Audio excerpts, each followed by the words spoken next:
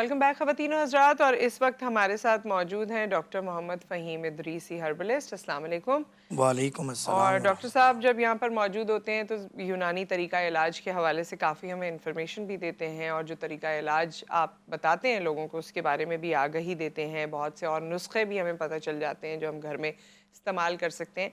रमज़ानुल मुबारक की आमद है तो उस सिलसिले में ये एक अच्छा टाइम होता है कि हम अपने जहाँ रूहानियत का ख़्याल रख रहे होते हैं वहाँ रोज़े से आपकी सेहत में भी इस्तिफ़ादा होता है। ज़ाहिर है अल्लाह ताला ने जो चीज़ें भी इंसान को दी हैं उसमें इंसान का अपना ही फ़ायदा है। तो इस टाइम पीरियड को कैसे स्केड्यूल करें और यूटिलाइज़ करें ताकि अपनी सेहत का फ़ायदा हो सके। आज इस पे भी बात करेंगे, बाकी जो दीगर अमराज पे हम हमेशा ज़ोर देते हैं उस पे भी बात करेंगे। लेकिन सबसे पहले आपके हवाले से ये पैकेज है, ये देखिए, उसके बाद हम वापस आते हैं। तिब की दुनिया के मशहूर मारूफ गोल्ड मेडलिस्ट होम्यो डॉक्टर हकीम फहीम अरसा दराज से दुबई और कराची में अपनी खिदमत सर अंजाम दे रहे हैं। तमाम जिस्मानी बीमारियों का मुकम्मल इलाज सिर्फ और सिर्फ तिब्बे नबवी और नादरो नायाब जड़ी बूटियों से किया जाता है। शुगर का इलाज गारंटी असली जड़ी बूटियाँ जो अपने हाथ से निकाली गई हैं उनसे करते हैं। यही वजह है कि उनका कोई साइड इफेक्ट नहीं। आप चाहें तो एक हफ्ता दवा खाकर आजमा लें। एक हफ्ते में आपकी अंग्रेजी अद्वियात इंसुलिन बंद हो जाएगी और शुगर कंट्रोल हो जाएगी। 3 महीने की आप हमारी दवा इस्तेमाल करें, आपकी शुगर हमेशा के लिए कंट्रोल हो जाएगी। ना आपको हमारी दवा की जरूरत होगी और ना किसी और की। जी, सो ये पैकेज आपने देखा। डॉक्टर फ़हीम हमारे साथ मौजूद हैं। और डॉक्टर फ़हीम, रमज़ानुल मुबारक के महीना आपके लिए बड़ा अच्छा टाइम पीरियड होता है कि आप अपने अंदर ट्रांसफॉर्मेशन कर सकते हैं, इंटरनल भी और एक्सटर्नल भी। सो कौन सी ऐसी ट्रांसफॉर्मेशन या सेहत के फ़ायदे हैं जो हमें समेट लेने चाहिए इन दिनों में, और जो आपको लगता है कि बहुत सी बीमारियों से आप बच भी सकते हैं? नहमदु व नुसल्ली अला रसूलिल करीम। अम्मा बाद फ़ाउज़ु बिल्लाहि मिनश शैतानिर रजीम। बिस्मिल्लाहिर रहमानिर रहीम। डॉक्टर मोहम्मद फ़हीम इदरीसी हर्बलिस्ट का देखने वाले नाजरीन जो कि इस वक्त लाइव देख रहे हैं, और वो नाजरीन जो कि रिकॉर्डेड प्रोग्राम देख रहे होते हैं, कमेंट्स कर रहे होते हैं, लाइक शेयर सब्सक्राइब कर रहे होते हैं, चाहे डॉक्टर फ़हीम हर्बलिस्ट के नाम से यूट्यूब चैनल और एक और हमारा यूट्यूब चैनल है जिसमें 1600 जड़ी बूटियों से अद्वियात की तैयारी जो हमारे मतब में होती है उसकी पूरी डिटेल हम उसमें बताने जा रहे हैं। उस चैनल का नाम है जड़ी बूटियों की दुनिया बाय डॉक्टर फ़हीम हर्बलिस्ट।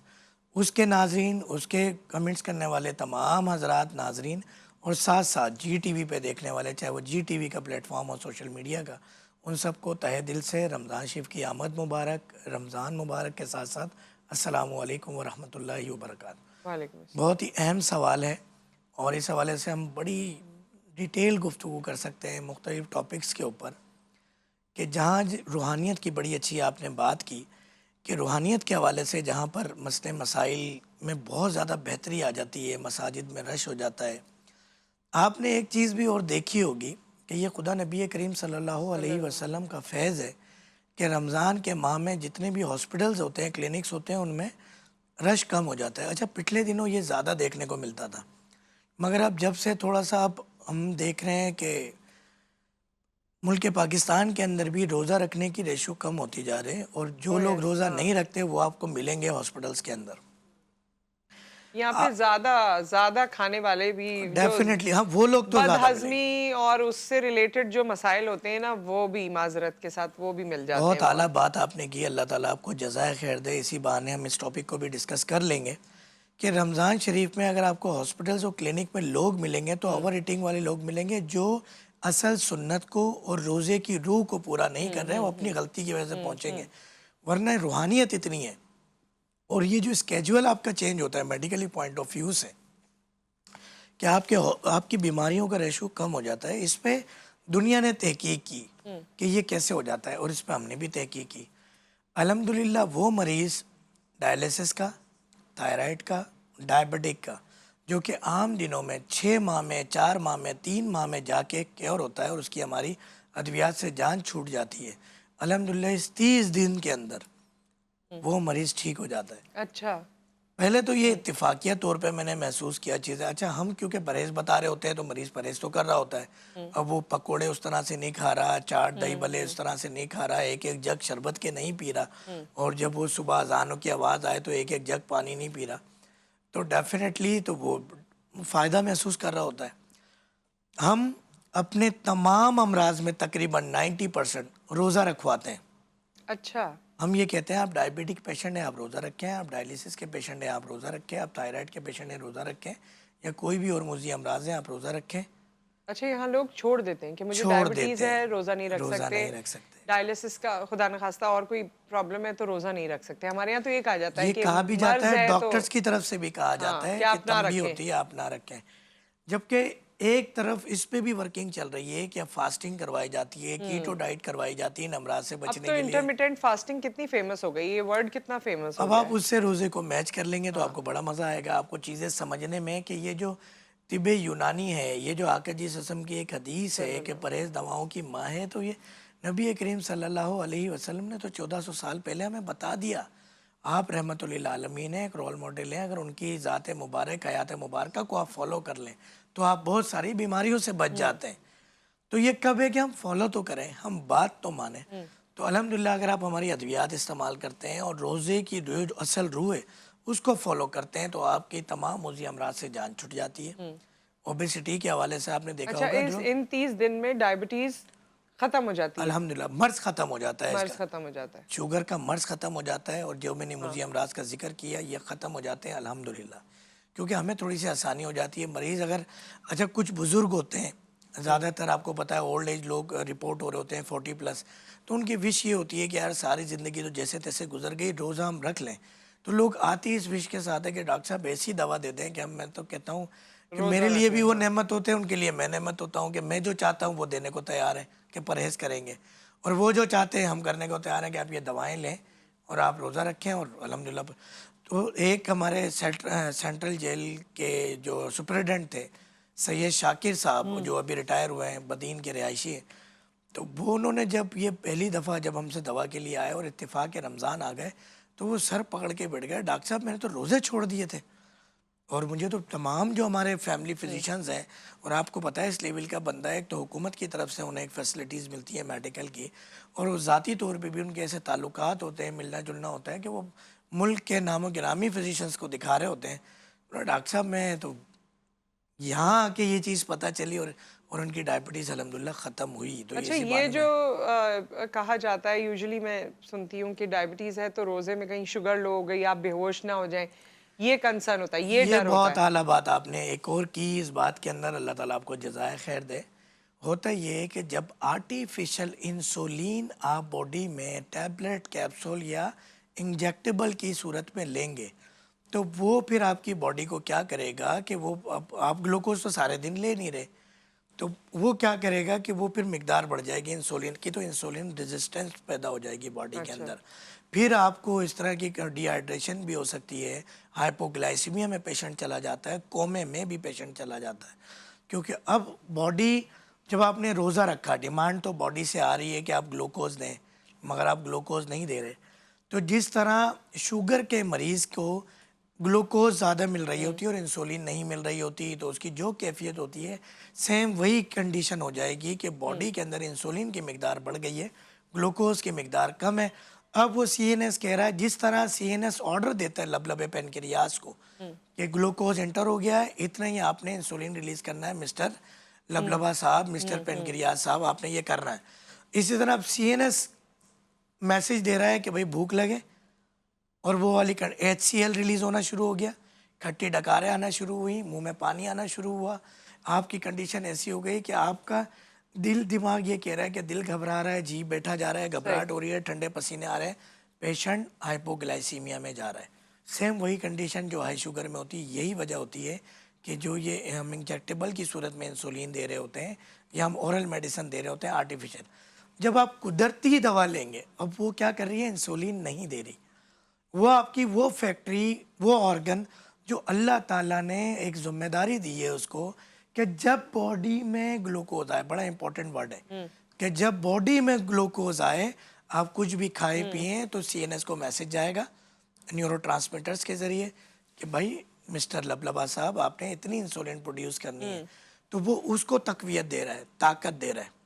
अच्छा, इसमें हमारी दवा क्या काम करती है, मोड ऑफ एक्शन समझना और आसान हो गया, थोड़ा टाइम ले रहा हूँ, आपका भी नाज़रीन का भी, लोग सुनना चाहते हैं कि ये शुगर कैसे ठीक होती है। जी, अब जब ग्लूकोज नहीं आ रही बॉडी के अंदर, इंसुलिन लबलबे पे, पेनक्रियाज पे, बीटा सेल पे बोझ नहीं है, रिक्वायरमेंट नहीं है, प्रेशर नहीं है, फॉर एग्जांपल एक फैक्ट्री है जो ये मोबाइल फ़ोन बनाती है, 15 प्रो मैक्स, डिमांड ज़्यादा है, तैयारी कम है, मैन्युफैक्चरिंग कम है।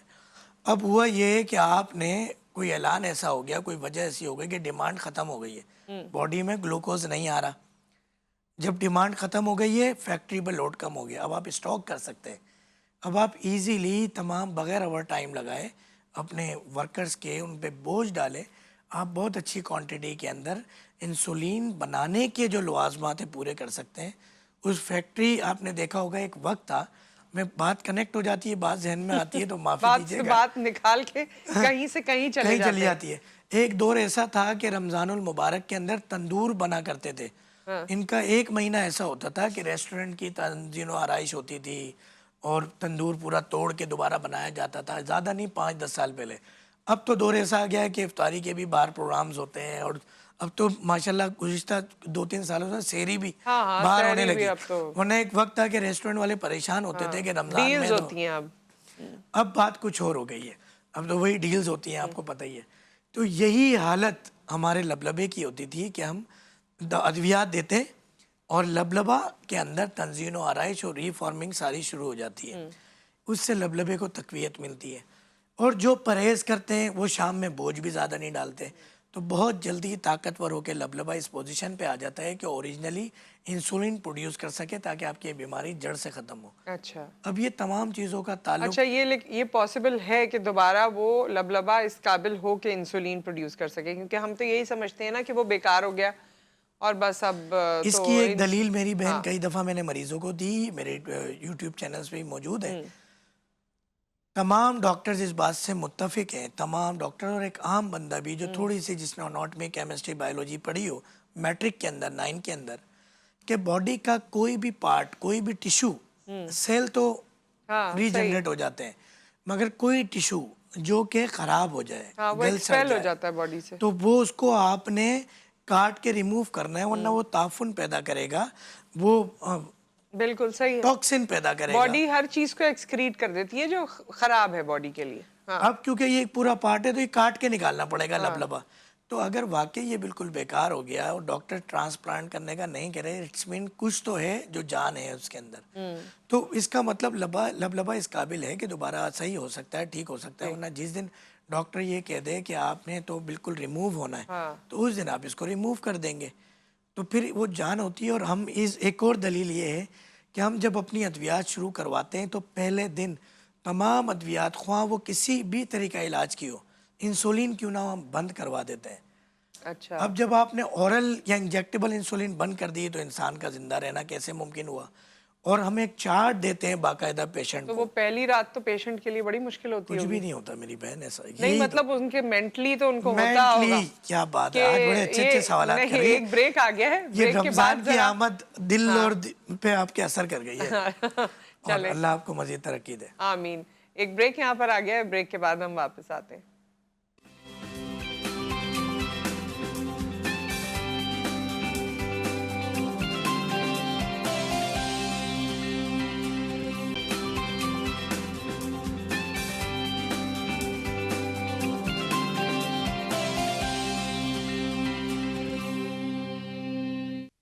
Welcome back. Doctor Faheem herbalist हमारे साथ मौजूद हैं। और डॉक्टर फ़हीम, जो आप तो चलें डॉक्टर हैं ना, आपको तो कॉन्फिडेंस है, इतने सारे लोगों को आप ट्रीट करते हैं, मगर जो पेशेंट पहली दफ़ा जिसको ये पता है कि इंसुलिन के बगैर तो मेरा गुजारा ही नहीं है, जब आप उसे कहते हैं कि ये छोड़ दें और ये मेरी दवा इस्तेमाल करें, तो वो पहली रात और पहला दिन तो उसको बड़ी जहनी अजियत होती होगी या घबराहट होती होगी।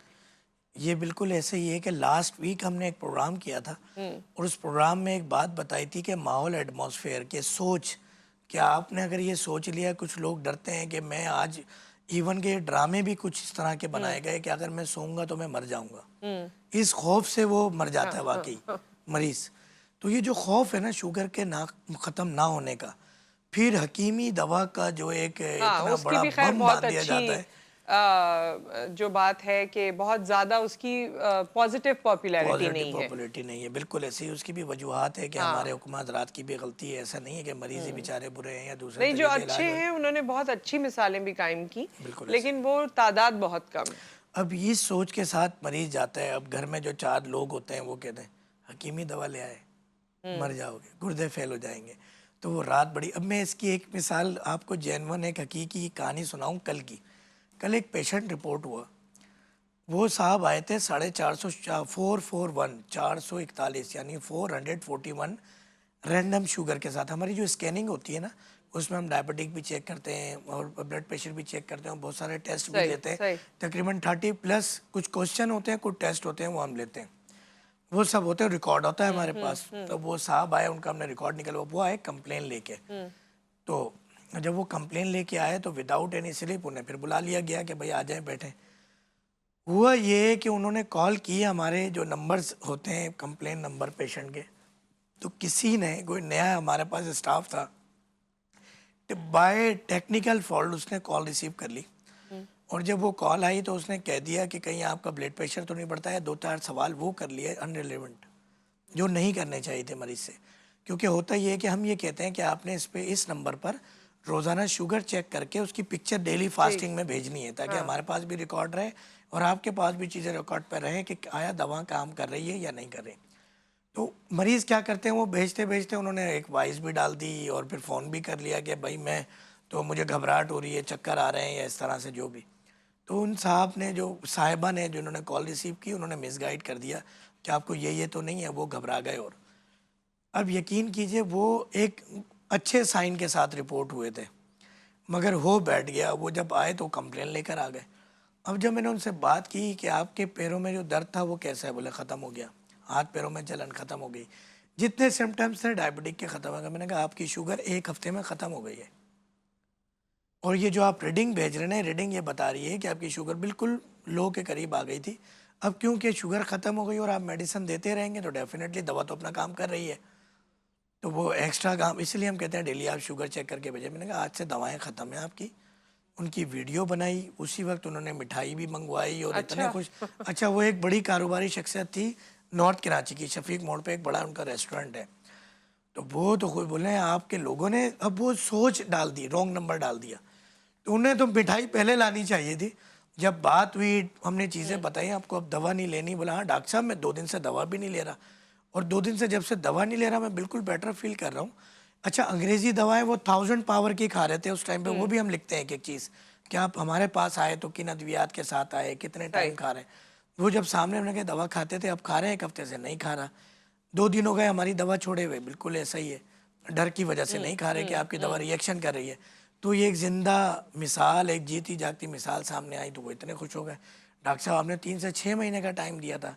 मैंने कहा ये हर बॉडी का अलग रिएक्शन होता और है। उनका कितने अल्हम्दुलिल्लाह टाइम में हो गया? 4 दिन में शुगर ख़त्म हो गई। 4 दिन 7 में? दिन की दवा लेके गए थे वो। और ये एक केस नहीं है, हमारी यूट्यूब पे जाए, फिर उन्होंने वीडियो बनवाई। क्योंकि जड़ी बूटियों में हम यही जो आम तौर से हमारा तासुर है कि जी जड़ी बूटी है तो वो अपना टाइम लेगी, और ये भी हमें फीड माजरत के साथ आप ही की कम्युनिटी ने बिल्कुल किया ऐसा है ही है। कि ये टाइम लेगी, क्योंकि ये क्विक इलाज नहीं है।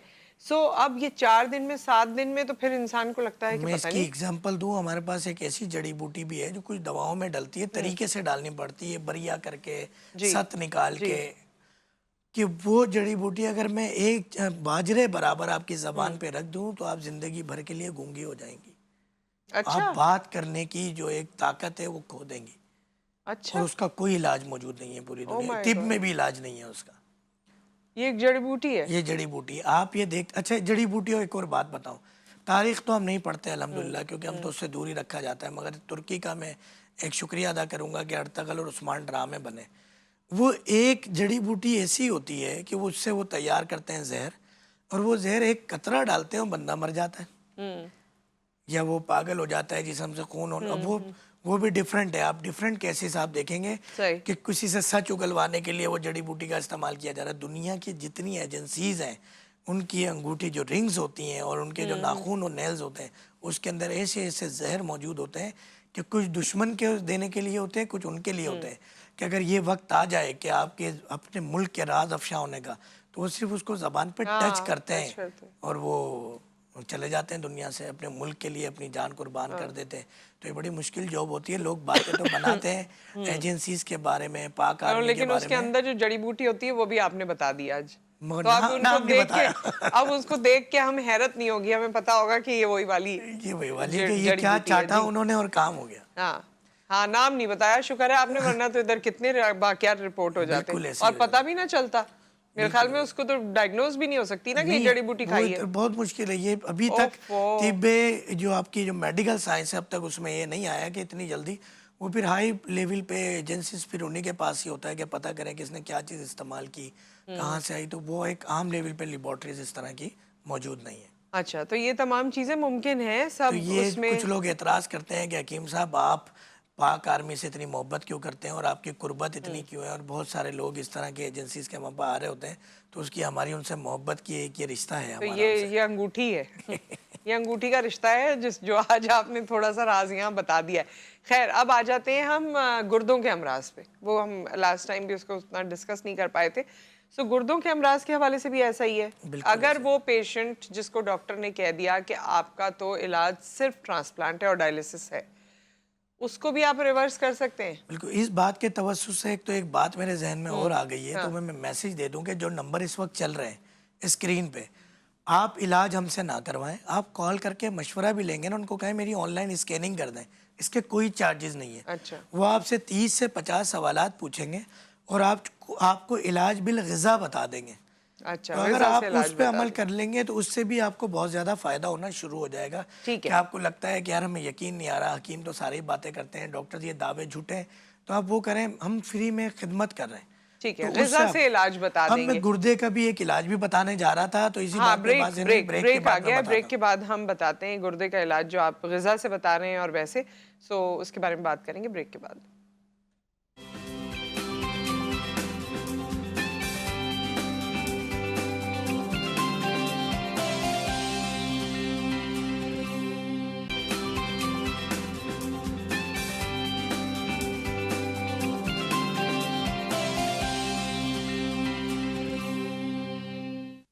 Welcome back. Doctor Faheem herbalist हमारे साथ मौजूद हैं और हम इस नोट से ब्रेक पे गए थे गुर्दे के हवाले से।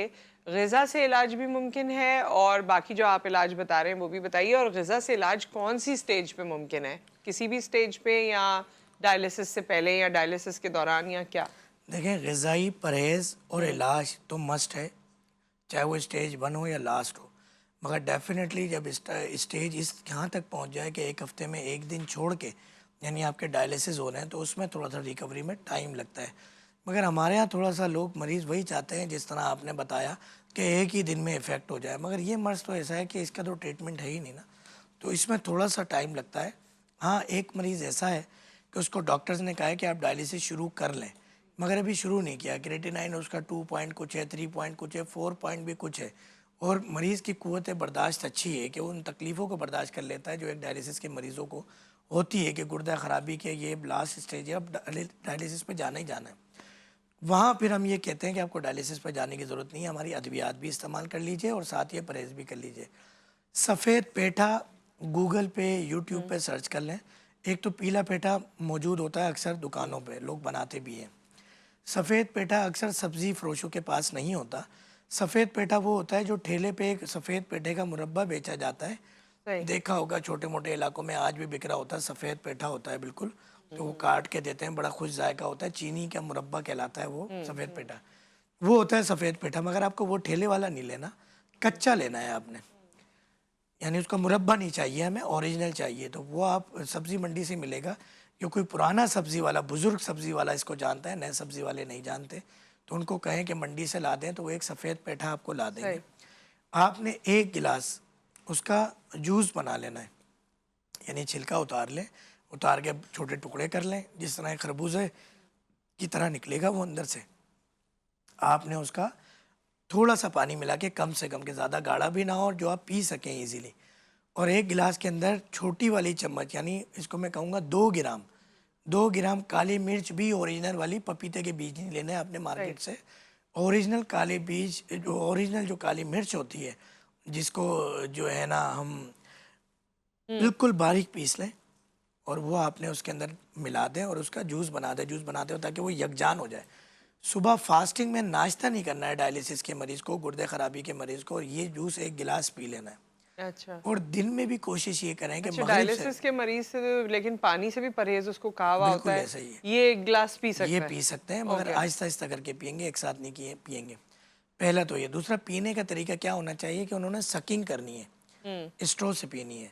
ठीक है। ऐसा नहीं है कि वो एक ही घूंट में करें, वो नुकसान करेगा आराम उनको। आराम से पीना है। आराम आराम से। और पानी भी कम से कम पीना है और चूस के पीना है। ये दो चीज़ें हो गई। ये एक गिलास से ज़्यादा भी पिया जा सकता है सुबह फजर से लेके मगरिब तक। मगरिब के बाद नहीं पीना, फ़ायदे की जगह नुकसान होगा।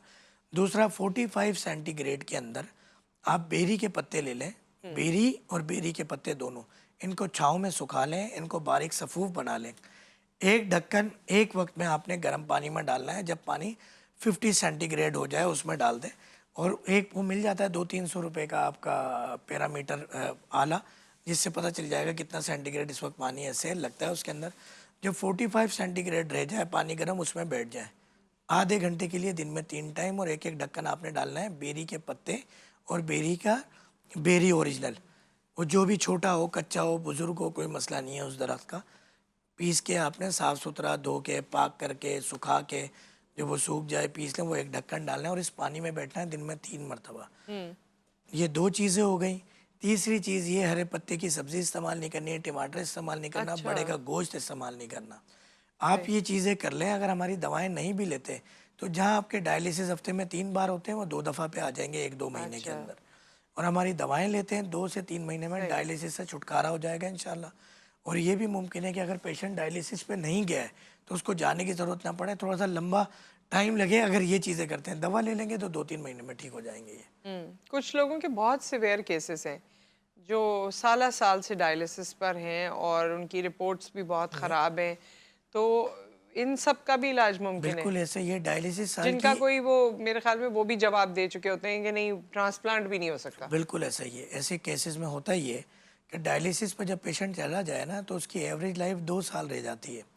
यानी हम डायलिसिस पेशेंट कुछ मिलेंगे आपको 7-8 साल 10 साल, जिनकी क़ुव्वत मुदाफ़ियत बेहतर है, बर्दाश्त की पावर है, वरना पेशेंट हिम्मत हार जाता है।